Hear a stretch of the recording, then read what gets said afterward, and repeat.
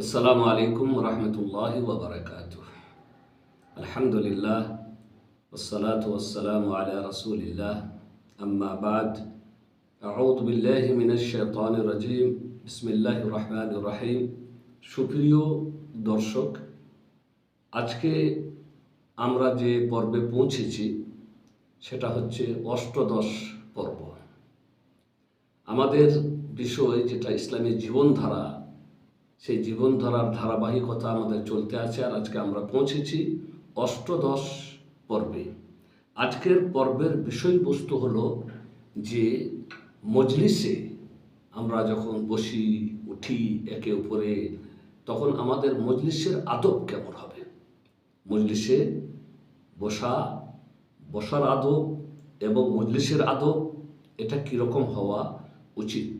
ইসলাম একটি পূর্ণাঙ্গ জীবন ব্যবস্থা। তাই আমাদের প্রতিটি মানুষ স্বাধীনভাবে যেমন ইচ্ছা সেভাবে চলতে পারে না, বরং আমাদেরকে প্রতিটি ক্ষেত্রে ইসলামকে অনুসরণ করে চলতে হয়। আর এমন কোনো আমাদের জীবনের দিক নেই যে দিক সম্পর্কে ইসলাম আলোচনা করেনি, যে দিক সম্পর্কে ইসলাম আমাদেরকে শিক্ষা দেয়নি। প্রতিটি দিকের কথা ইসলাম তুলে ধরেছে এবং আমাদেরকে দিকদর্শন দিয়েছে যে আমাদের কিভাবে কি করতে হবে। তাই মজলিসের কথাও আমরা একে অপরের সাথে বসা উঠা করি, তাই আমাদের বসা উঠারও কিছু আদব কায়দা আছে, সে কথাও ইসলাম তুলে ধরেছে এবং আমাদেরকে তার শিক্ষা দিয়েছে। আমরা যেন মজলিসের আদব, বসা উঠার আদব যেন আমরা বজায় রাখি। এক নম্বরের আদব হচ্ছে, যখন কেউ কোনো মজলিসে যাবে তখন ওই মজলিসে যারা আছে তাদেরকে সালাম করবে। মজলিসে গিয়ে আগে তাদেরকে সালাম করবে এবং মজলিস থেকে কাউকে উঠিয়ে দিয়ে তার জায়গাতে বসবে না। অনুরূপভাবে দুই ব্যক্তি একসাথে বসে আছে, তাদেরকে বিচ্ছেদ করে দিয়ে তাদের অনুমতি ছাড়া তাদের মধ্যেখানে বসবে না। একসাথে দুজন বসে আছে, তাদের মধ্যে ঢুকে যাবেন, তাদেরকে বিচ্ছেদ করে দেবেন না। যদি আপনার প্রয়োজন হয় তাহলে আপনি তাদের কাছে অনুমতি নিয়ে বসতে পারেন। রাসূল করিম সাল্লাল্লাহু আলাইহি ওয়াসাল্লাম বলেছেন, বুখারী মুসলিমের হাদিস, লা ইয়াকুমান্না আহাদুকুম রাজুলাম মিন মাজলিসিহি সুম্মা ইয়াজলিসু ফি ওয়ালাকিন তাওয়াসসাউ ওয়া তাফাসসাহু। তোমাদের কেউ যেন কোনো ব্যক্তিকে তার স্থান থেকে উঠিয়ে সে জায়গাতে না বসে, বরং তোমরা আপোষে মিলে জায়গাটাকে আরো প্রশস্ত করে নিতে চেষ্টা করবে। কোনো ব্যক্তিকে উঠিয়ে দিয়ে সেখানে তুমি বসবে এমন করবে না। অনুরূপভাবে রাসূল করিম সাল্লাল্লাহু আলাইহি ওয়াসাল্লাম বলেছেন যে কোনো ব্যক্তি যেন কারো জন্য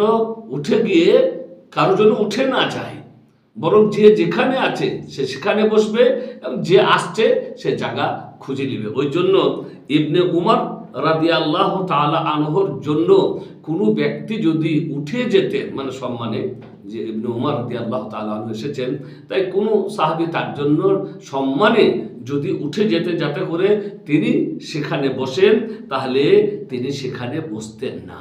কেননা রাসূল করিম সাল্লাল্লাহু আলাইহি ওয়াসাল্লাম বলেছেন, লা ইয়াহিল্লু লিরাজুলিন আন ইউফাররিকা বাইনা ইসরাইনি ইল্লা বিইদনিহিমা, রাওয়াহু আবু দাউদ ওয়া তিরমিজি। কোনো মানুষের জন্য জায়েজ নয় যে দুজন ব্যক্তির মধ্যে বিচ্ছেদ করবে, তাদেরকে পৃথক করে দিবে, তারপরে তাদের মধ্যে গিয়ে বসে যাবে, যদি না তারা অনুমতি দেয়।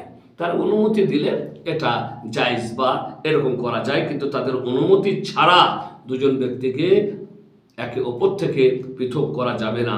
দুই নম্বর আদব, যখন কোনো ব্যক্তি যদি মজলিস থেকে উঠে যায় নিয়ে আবার ফিরে আসে, তাহলে ওই ব্যক্তি ওই জায়গার অধিকার বেশি যে জায়গাতে সে আগে বসেছিল।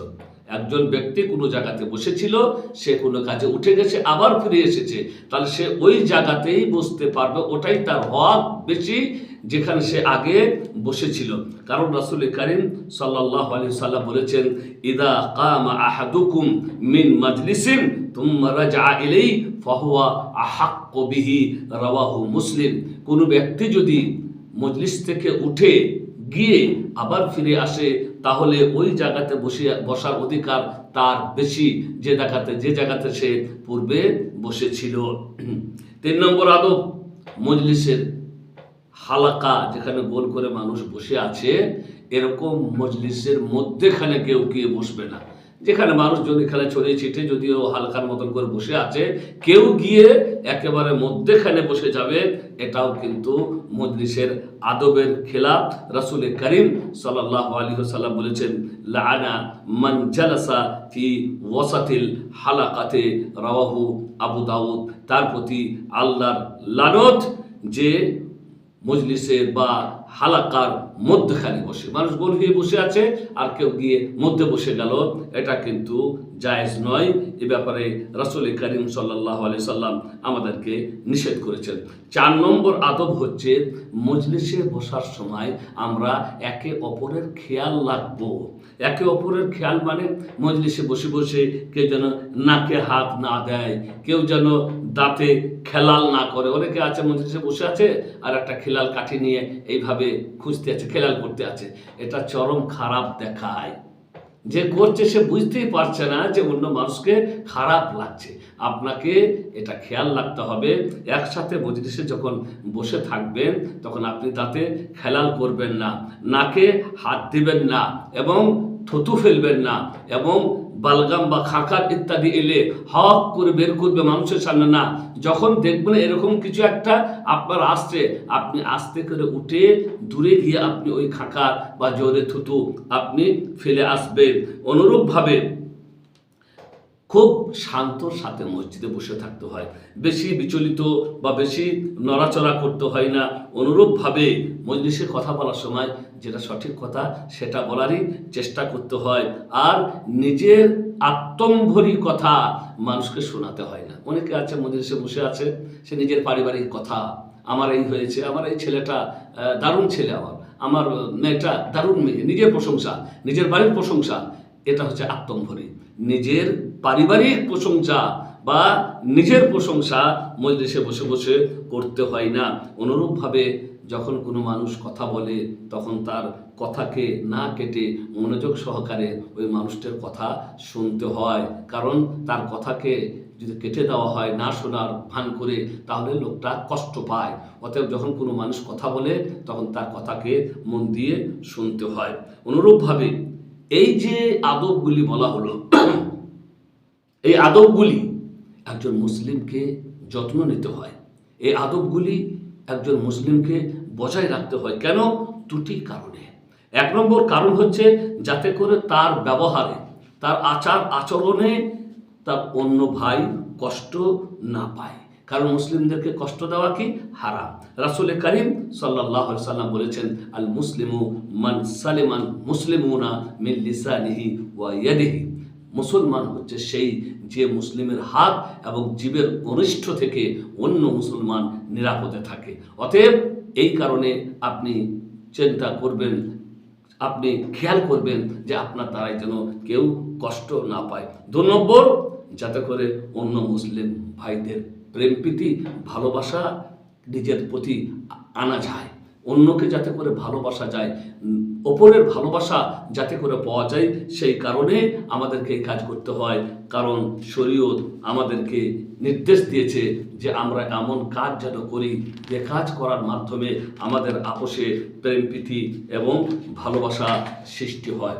অনুরূপভাবে যদি কেউ রাস্তায় বসতে চায়, একটা হচ্ছে রাস্তায় বসা নিষেধ, রাস্তায় বসতে নিষেধ করা হয়েছে, কিন্তু কেউ যদি রাস্তায় বসে, রাস্তার মানে রাস্তার মধ্যেখানে না, মানে রাস্তার পাশে যেখানে মানুষ যাতায়াত করছে এরকম রাস্তার পাশে যদি কেউ বসে থাকে, তাদেরকেও কিছু আদবের খেয়াল রাখতে হবে।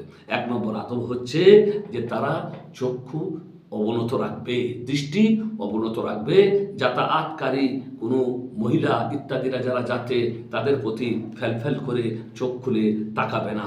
অনুরূপভাবে হিংসার দৃষ্টিতে কারো দিকে তাকাবে না, হিংসার দৃষ্টিতে কারো দিকে তাকাবে না, এবং কোনো মহিলারা গেলে তাদের প্রতি চোখ খুলে তাকাবে না বা তাদের প্রতি দৃষ্টি দিবে না, চক্ষু অবনত রাখবে।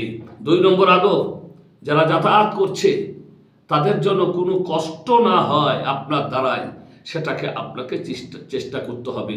মানে আপনার জবান দ্বারা কাউকে গালি দিয়ে কিংবা হাত দিয়ে কাউকে প্রহার করে কিংবা খারাপ ব্যবহার করে কিংবা কাউকে মেরে বা কারো মালধন কেড়ে নিয়ে ইত্যাদি অনেক কিছু আছে, এসবের ব্যাপারে কোনো কিছুই না করে আপনি কোনো মানুষকে কষ্ট দিবেন না।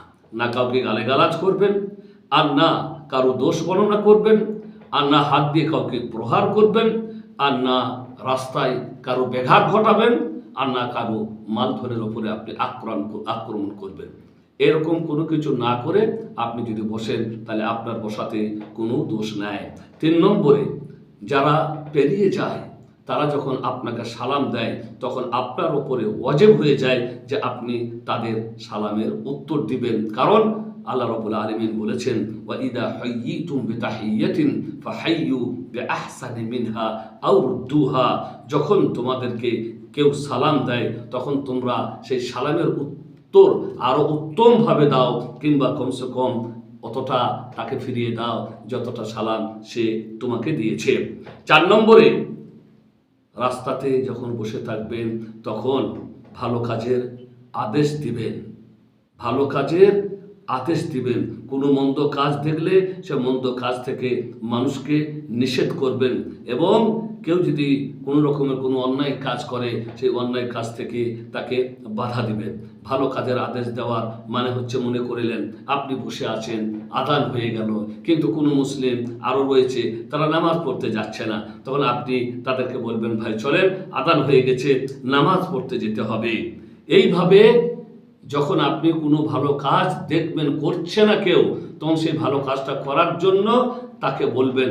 যদি দেখেন কোনো মন্দ কাজ কেউ করছে তখন তাকে আপনি মন্দ কাজ থেকে নিষেধ করবেন। কারণ রাসূল করিম সাল্লাল্লাহু আলাইহি সাল্লাম বলেছেন, মান রাআ মিনকুম মুনকারা ফালইউগাইয়িরহু বিয়াদি ফাইল্লাম ইস্তাতি ফাবিলিসানি ফাইল্লাম ইস্তাতি ফাবিকলবিহি ওয়া যালিকা আদআফুল ঈমান, রাওয়াহু মুসলিম। আল্লাহ রাসূল বলেছেন, যখন তোমরা কাউকে অন্যায় কাজ করতে দেখবে তখন তোমরা তাকে পারলে হাত দিয়ে বাধা দিবে। হাত দিয়ে যদি না পারো তাহলে মুখে বলবে, আর মুখে না পারলে কমসে কম অন্তরে ওই কাজকে তোমরা ঘৃণা করবে। এর দৃষ্টান্ত হচ্ছে, মনে করিলেন অন্যায় কাজ, তার দৃষ্টান্ত হচ্ছে যে কোনো মানুষকে আপনি দেখছেন অন্যায়ভাবে কোনো মানুষকে প্রহার করছে, মারছে, আপনি গিয়ে তাড়াতাড়ি করে তাকে ধরবেন এবং ওই ব্যক্তিকে ওর হাত থেকে বাঁচাবেন। কিংবা কাউকে দেখছেন কারো মাল কেড়ে নেওয়ার চেষ্টা করছে, আপনি গিয়ে তাড়াতাড়ি করে তাকে রক্ষা করবেন যাতে করে ও কারো মাল কেড়ে নিতে না পারে। এসব কিছু হবে আপনার শক্তির আওতায়, যতটা আপনার পক্ষে সম্ভব। 6 নম্বরে, কেউ যদি আপনার কাছে রাস্তা জিজ্ঞাসা করে, রাস্তা ভুলে গেছে, পথ হারিয়ে গেছে, তাহলে পথ হারাকে আপনি পথ দেখিয়ে দিবেন। আর এই সব আদবগুলি বর্ণিত হয়েছে একটি হাদিসে, যা রাসূল করিম সাল্লাল্লাহু আলাইহি ওয়াসাল্লাম বলেছেন, ইয়াকুম ওয়াল জুলুসা আলা তুরুকাত قالوا ما لنا بد إنما هي مجلسنا نتحدث فيها قال فإذا أبيتم فإذا أبيتم إلا المجلس فأعطوا الطريق حقه قالوا وما حق الطريق قال غض البصر وكف الأذى ورد السلام والأمر بالمعروف والنهي عن المنكر وفي بعض الروايات وإرشاد الضال। বুখারী মুসলিমের হাদিস। আল্লাহ নবী বললেন, খবরদার তোমরা রাস্তার পাশে বসবে না।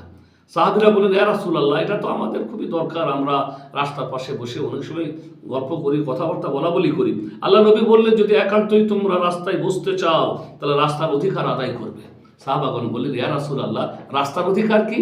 আল্লাহ নবী বললেন, রাস্তার অধিকার হচ্ছে 1 নম্বরে গাদ্দুল বাসার, দৃষ্টি অবনত রাখবে, কাফুল আদা, মানুষকে কষ্ট দেওয়া থেকে বিরত থাকবে, রাদ্দুস সালাম, সালামের উত্তর দেবে, ওয়াল আমরু বিল মারুফ ওয়া নাহই আনিল মুনকার, এবং ভালো কাজের আদেশ দিবে আর মন্দ কাজ থেকে নিষেধ করবে।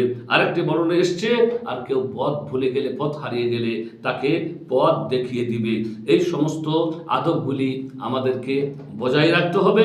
এই সমস্ত আদবের মধ্যে আরও একটি লাস্টের আদব হচ্ছে যে যখন আমরা মজলিস থেকে উঠে যাব তখন ওই মজলিসে কথাবার্তার মাধ্যমে, চালচলনের মাধ্যমে, আচার আচরণের মাধ্যমে ভুল ভ্রান্তি কিছু হয়ে গেছে, তাই আমাদেরকে ওই কাফারাতুল মজলিসের দোয়াটা পড়ে নিতে হবে। তাই রাসূল করিম সাল্লাল্লাহু সাল্লাম বললেন, ইদা আরাদা আন ইয়াকুমা মিনাল মাজলিস, যখন কেউ চাইবে যে সে মজলিস থেকে উঠে যাবে, তখন বলবে সুবহানাকা আল্লাহুম্মা ওয়া বিহামদিকা আশহাদু আল্লা ইলাহা ইল্লা আনতা আস্তাগফিরুকা ওয়া আতুবু ইলাইকা। আল্লাহ নবীকে জিজ্ঞাসা করা হলো এই দোয়াটি কেন, তিনি বললেন ইন্নাহা কাফফারাতুন লিমা ইয়াকুনু ফিল মজলিস, রাওয়াহু তিরমিজি।